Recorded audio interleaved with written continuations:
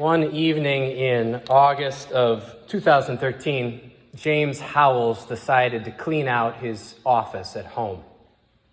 This is from a story I read in the December 2021 edition of the New Yorker magazine. So he decided to clean out his office at home because he was planning to go on a vacation with his buddies the next day. No one likes to return home from vacation to a messy house, so he got to work. And while he was working in his office, his girlfriend, who lived with him, peeked her head around the corner and she said, "James, would you like to have a cigarette?" He said yes. So they opened up the big window in their office and they lit up, and he kept cleaning and cleaning and cleaning. He went through the drawers of his desk and he pulled out one drawer, and in that drawer there were 2 hard drives. One of the hard drives had never been used before, but the other hard drive had been in a computer that James had been using over the previous year, mostly for gaming. He thought on that hard drive there were probably some pictures, maybe some music. It was there because James had spilled lemonade on his computer. So he took out the hard drive and put it in the drawer and more or less forgot about it. And he picked up that hard drive and he put it in the big black trash bag that he was holding in the room with his girlfriend while he was smoking a cigarette. So they went to bed that night, and while they were lying in bed, James asked his girlfriend, "Honey, could you take the trash to the dump in the morning when you wake up?" She always woke up before him. And she reminded him that this was not her job around the house. It was his job, and he needed to do it. So he figured, okay, I'll do it. And while he was lying in bed, he made a mental note to himself, I should take out that hard drive. You never know what's on it. You probably don't want to throw those things away. The next morning he woke up, and as was the case normally, his girlfriend was already gone. She was an early riser. And he heard the door open, and she came into the house, and he asked her groggily, "Did you take that garbage bag to the dump?" And she said she had, and he knew that this was a bad idea. He was a little irritated by it, but mostly he was just tired, so he went back to sleep. That's how it goes, he figured. But then a few months later, he figured out what the problem was. He was reading a story about a Norwegian man who had cashed in his Bitcoin earnings and bought a house. Now, James Howells was always interested in new things, and when Bitcoin was beginning, he was interested in this too. Bitcoin is like cryptocurrency. I don't really understand it. It's just like imaginary money, I think. It's all on computers. You can't actually hold it, but you have a secret passcode that gives you access to whatever money you have. Well, when Bitcoin was just beginning, James Howells was interested in it because he's interested in new things. And when Bitcoin was beginning, the way that you earned Bitcoin was by connecting your computer to other computers, not like with a cord, but however computers connect. So James would set up his computer every night to do this, and the computer would mine Bitcoin or make Bitcoin. But this required the computer to be on all night, and it made a loud whirring noise, and there were lights on. So his girlfriend said, "Oh, just quit doing that." So he quit doing it and kind of forgot about it. He never figured Bitcoin would turn into anything, but it did. By the fall of 2013, a few months after that garbage bag with the Bitcoin code on the hard drive had been deposited at the dump somewhere in Wales, where Howells lived, he had 8,000 Bitcoins that would have been worth $1.4 million. But he had no way to access them. They were just in that trash dump somewhere. You know what happens as time passes with this story? It goes up. By the beginning of 2018, that hard drive is still somewhere in that city dump, which is like 10 to 15 football fields of trash and garbage. That hard drive is there, but the Bitcoin that is on it, the codes that are on that hard drive, are now worth $100 million. By early 2021, it's worth $280 million. By October of 2021, it was worth $533 million. Now, James Howells has no way to access this, but he does have an app on his phone, and he checks it every day to see how much his imaginary Bitcoin is worth. Some days he makes $20 million. but he can't get to it. He spends all his time petitioning city officials. Please, please, please, just let me have access to the dump. He talks to contractors. He says, you can have half the share if we find it. Anything. And he spends all his time doing this. So the earnings are entirely hypothetical. He can't access them, but the effect that it's having on his life is not hypothetical. It changes his life. Pretty soon, his girlfriend and their children move out of the house. He still lives there, but it looks as if it hasn't been touched for years. All the things are right where they have been, collecting dust. It would be too dangerous to move anything. What if you threw away something that was worth quite a lot? Howell keeps talking to the city, asking them, is there any way for me to get into that city dump? And they keep saying, no, it's not possible. So life keeps happening for the rest of us. Life keeps going forward, but James Howells keeps looking backwards. Did Jesus know about Bitcoin? I don't think he did. But I think he knew about the sort of impulse that has driven James Howells' life into the ground. It's a very reasonable impulse. I have it, that's for sure. Maybe you have it too. There's just this little thing in the garbage and you think it's worth something. Just let me grab it. Just let me grab it and then you can take it. I need that little thing. It's a basic impulse. It's reasonable. It's as reasonable as the question that the man asks at the beginning of our story today about the inheritance. Maybe you know about inheritances. Maybe you've heard of someone who got an unfair disbursement of the inheritance, but it seems awfully straightforward. Jesus, he says, tell my brother to divide the family inheritance with me. It's simple. It's straightforward. I got 50,000. My brother got 200,000. Split it in half. We should both get 125,000. Jesus, can't you just decide this for us? It's not a very hard question. I don't think we would need the Savior of the world to figure it out. I don't even think we'd need a judicial district judge from Hennepin County to figure it out. All of us, as uncredentialed as we are, we could answer this question. We could figure out how to solve it. Jesus isn't interested in solving it, though. He doesn't even have much sympathy for this man. And this is interesting because let us suppose that this man who's concerned about his inheritance is not intending to spend it on another yacht. Let's pretend or imagine how this story takes place in a different world where there isn't nearly as much stuff as we have today, where safe shelter or food on the dining room table for dinner isn't a certainty. Let us pretend the man just wanted his inheritance so he could keep a safe roof over his 3 little girls and feed them at night. But Jesus still does not care. He still shows no sympathy for this question. He says, who set me to be judge or arbiter over you?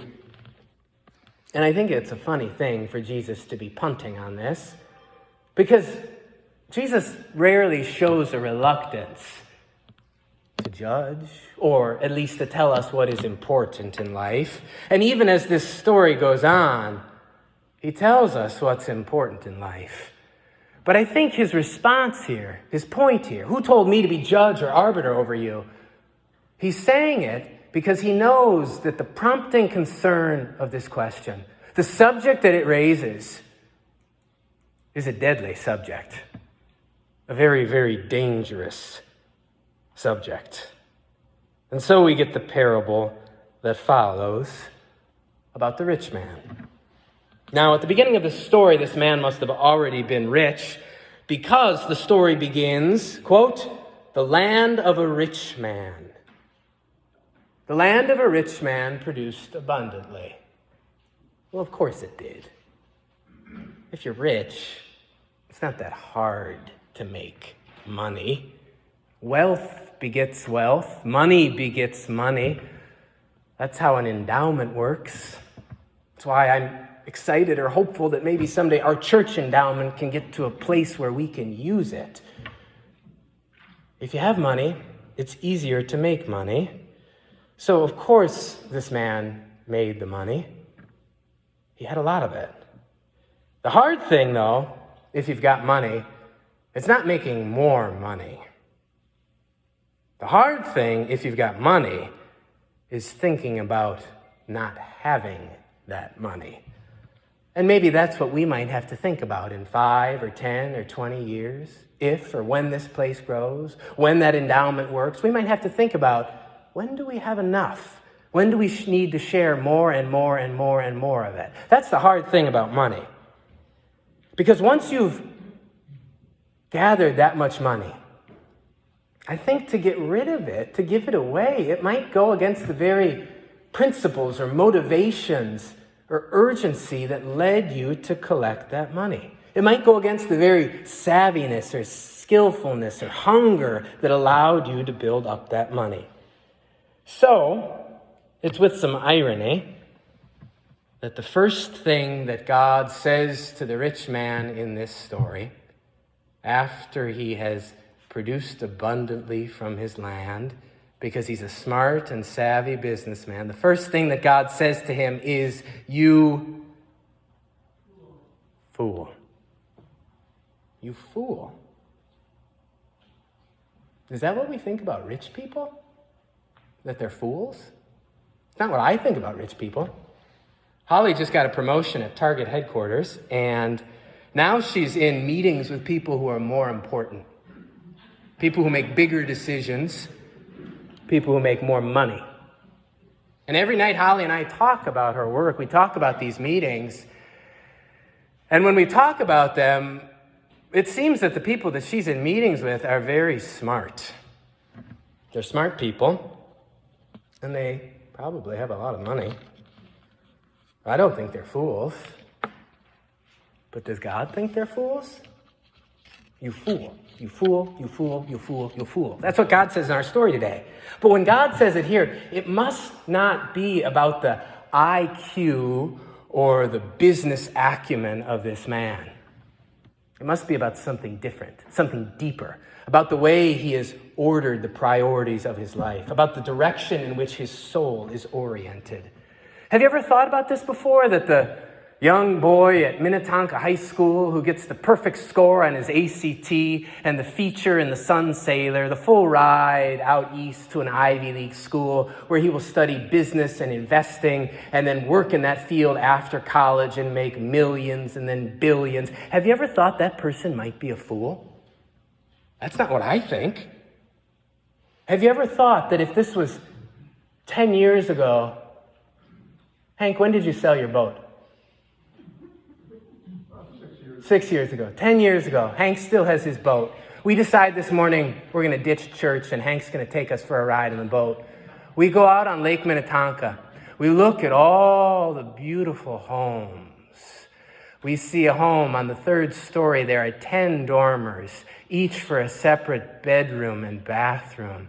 Have you ever thought that as we are looking at that home, the heavens might part and the hand of God might point down on that very house and say, "A fool lives here. A person who does not have their priorities right. A person who keeps crashing and crushing littler things to get bigger and bigger and bigger. A fool who thinks all this abundance has been a blessing from God when all of this has been a curse. A fool." We don't have a house like that, I don't think. But are we fools like that? I might be, or I might be striving to be a fool like that. To have just a little bit more, and then a little bit more. I would really like for our church endowment to grow. It would be a good thing, I think. Are we fools like that? 25 years ago, my brother Joe started a construction company in Mankato, Minnesota. Now, when Joe was first starting this company, he didn't have much. He couldn't get a loan from the bank, so he borrowed $20,000 or something from my parents to get the company going. And when Joe would go to bids, as the company was just starting, he'd drive his little Ford Ranger pickup truck to the bid, rust all over. And he'd park right next to those very, very big trucks with the decals on the side that the real construction owners drove. That was at the beginning, but my brother Joe is smart, and he's scrappy, and he knows how to work. And his company has grown and grown and grown. There's probably like 100 employees now. Sometimes my kids wear shirts that say Holtmeyer Construction on them. A couple months ago, Joe was featured in a magazine in southern Minnesota about business. It said, Holtmeyer Construction, rock solid, and he was on the cover of the magazine with a hard hat. I thought he looked kind of goofy, but it was a big deal. These days, Joe can travel to Europe in the summer, in the peak of the construction season. He can go there, business is fine. His company knows how to run. Then 3 months ago, Joe's 17-year-old son, Ethan, 6'3", strapping, muscular, eats and eats and eats. He wasn't eating. He just kept laying on the couch. They brought Ethan to Mankato Hospital. They did some tests, and they couldn't figure out what was wrong with Ethan. So they sent him to Rochester Mayo, and they did some more tests. And they found out that Ethan had leukemia. Now today, Ethan is doing well. Modern medicine is a blessing from God. He's been sustained by your prayers, by the love and support of his family, by the care of God. Ethan is doing very well. That's a blessing. But in those first days or weeks, when the doctors kept poking and measuring his son, and his son could hardly move, and he was hearing about his son's future in terms of probabilities, numbers, there is no doubt in my mind that Joe would have traded that big company of his, all the money and respect and deference it has afforded him. I'm sure he would have traded it all to spend the rest of his life digging a ditch in a sweltering Minnesota summer next to a healthy son for $20 an hour. He would have traded it all. We spend our whole lives plotting, striving, pursuing these certain things. And then in one moment you hear that you might die, that you're going to die. And all of that stuff is worth as much as that soiled diaper next to $580 million of Bitcoin in a dump. It's garbage.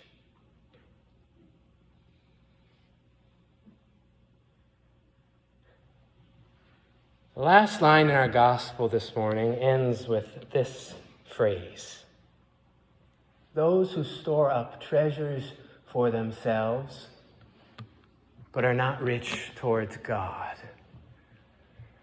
In an otherwise negative gospel text, this is the one glimmer of hope. Rich towards God. What does it mean to be rich towards God? The rich man in our story, he planned, he was smart, he stored up. He probably was the biggest giver every fall at his church's pledge drive. But he was a fool. He was a fool because he did not recognize where it all comes from and how suddenly it can all go away. Maybe we are rich towards God when we realize that every breath we take, every wonder that we experience, every beloved person that we hold on to is an absolute gift from God. Thank you, thank you, thank you, thank you, we might pray. And this is all yours. If you know that, you have nothing to lose.